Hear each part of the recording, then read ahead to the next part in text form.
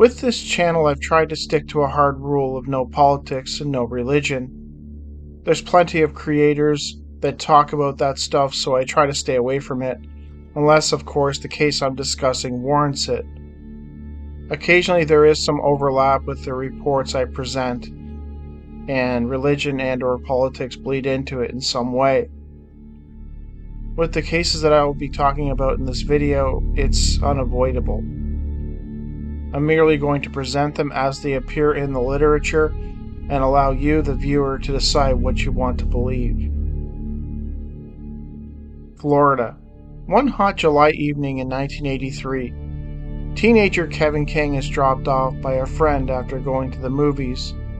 It was around 11:30 p.m. His parents had gone away on a trip, leaving Kevin home to take care of the family dog, an Afghan wolfhound, and tend to the house while they were away. Kevin was fine with that. He was young, it was summer, there was no school, and he had the place to himself. After staying up for a while watching TV, he eventually headed off to bed. His trusty Afghan followed him into the room, laying down beside him. As I lay in bed, I had this strange thought enter my head. I wondered how Satan might look, and my mind was conjuring several mental impressions of such. At that point, Kevin was at the tipping point of dropping off to sleep.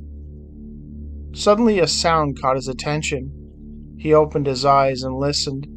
It sounded like animal claws scraping on something, and it was coming from the kitchen. He listened intensely. The scraping sound continued. It was unnerving. Kevin slowly climbed out of his bed and began walking into the hallway. He admits that he wasn't feeling brave. His dog was following close behind him, and that fact gave him some level of comfort. As he approached the darkened kitchen, Kevin, for reasons unknown to him, did not flip on the light switch.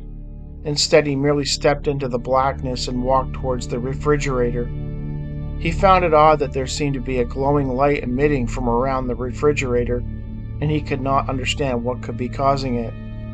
He admits that he felt drawn to it, though he was not quite sure why. He continued to move closer and closer. In his mind, he kept imagining that it was nothing more than a rat or a field mouse scurrying about in the darkness. The dog suddenly began to whine in fear, and for the first time, Kevin felt a chill go up his back. Something was wrong, and his dog was, in its own way, trying to warn him. Kevin tried to hold his composure. It was some critter that had snuck into the house and nothing more, he thought to himself. At that moment, a figure stepped out of the darkness. Kevin was horrified. He could see it quite clearly despite the room being poorly lit. It was dark, hooded, and wearing a long robe. It had no facial features that he could see, nor did it seem to have hands or feet. It began to move towards him. It did not walk in so much that it glided or hovered. Kevin, in a state of shock, could only stare at its face, or the place where a face should have been. Kevin did a double take. A fiery projection came from what should have been eyes. Kevin began to notice that there was a glowing light that seemed to intensify under its robe as it moved closer to him. The figure got to about 3 feet from him when Kevin's fight-or-flight instinct kicked in, and he ran for his bedroom, his whimpering dog following close behind. He locked and bolted the door. The thing seemed to follow me to my room as I ran. It breathed loudly like a horse or cattle when they run, Kevin recalled. He remained awake, sitting on his bed until morning. The dog stayed at his side. The animal was clearly frightened, Kevin could tell, and it would occasionally growl at the door as if to indicate that the entity was still lingering outside it. This was one of the most terrifying experiences I have ever encountered. The whole incident has been forever etched in my mind. In 1993, Kevin reached out to Mark Travinsky, who published his account in issue 11 of Strange magazine. Curiously, Kevin seemed to suspect that his encounter with this entity might have been an omen. I talked about omens in my previous video. According to him, about 6 to 8 months later, He was involved in a very serious industrial accident, which resulted in him severing his right brachial artery. On the way to the emergency room, he nearly died. They told me that they lost all blood pressure and heart rate momentarily until they revived me. Travinsky, who passed away in 2005, was fascinated by Grim Reaper reports and portents and spent years collecting those types of cases. Did Kevin's imaginings of what Satan might look like conjure forth this entity, or was its appearance just a coincidence?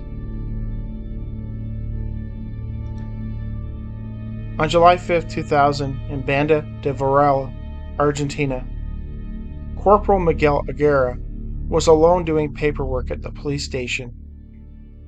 At around 1 a.m., to break the monotony, he got up to do a routine walkthrough of the vacant cell blocks at the back of the station. As expected, everything was quiet.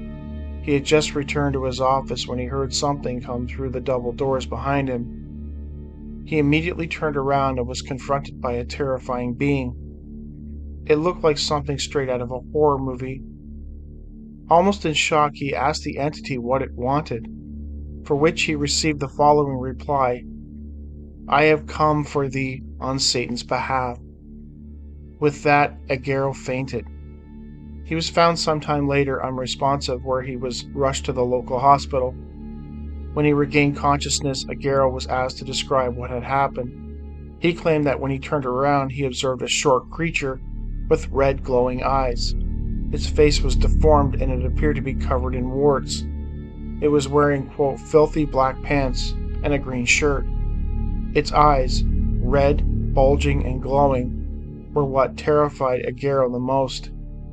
After hearing it speak, the corporal claims that he blacked out, possibly due to sheer fright. He did not see how the creature departed, nor were any of the police security cameras made available to the public. Pennsylvania. It was 1957, 4 p.m. 8-year-old Edward Penn, a pseudonym, was living in a rural suburb of Pittsburgh with his parents. Behind their home was an undeveloped lot. It had lots of forest, brush, and berry bushes. It was about 1 block by 2 blocks long, with a dirt gravel road going all the way around its perimeter. Further past the dirt road, there was an even deeper and larger wooded area. After school one day, Edward thought he heard a voice sounding like his older brother's, or maybe a neighbor friend calling him from the wooded area. His parents had told him many times not to go into the woods without either his brother or a friend present, but on that day, Edward elected to go it alone. Since he assumed one of them was already in the woods calling him, everything would be okay. As he walked through the thick berry bushes, and after the first 20 or 25 feet or so, he came face to face with a somewhat taller, maybe a little older kid, or so he thought at first. This kid was gray or pale in color, kind of translucent, and completely naked. No clothing of any kind. Curiously, despite being nude, it had no sexual organs. Edward examined this kid, noting that it had a big head and a skinny body. He could see the opaque density of its bones. Its eyes were huge and dark. Edward assumed that it was some kind of deformed kid. When he tried to step back, he realized that he was frozen in place. No matter how hard he tried, he could not move. Unsure of what was happening, Edward spoke, asking the figure, "Who are you?" To which it conveyed, without moving its lips, a name. To this day, Edward cannot recall the name, only that he assumed it was its name. To Edward, it was not like it was speaking to him in his mind, rather it was conveying thoughts to him, thoughts that were quite clear. Edward realized himself that he had only to think about something and the creature would convey back to him its thoughts. Suddenly the entity pointed towards the moon, which at the time was about 2/3 full in the blue afternoon sky.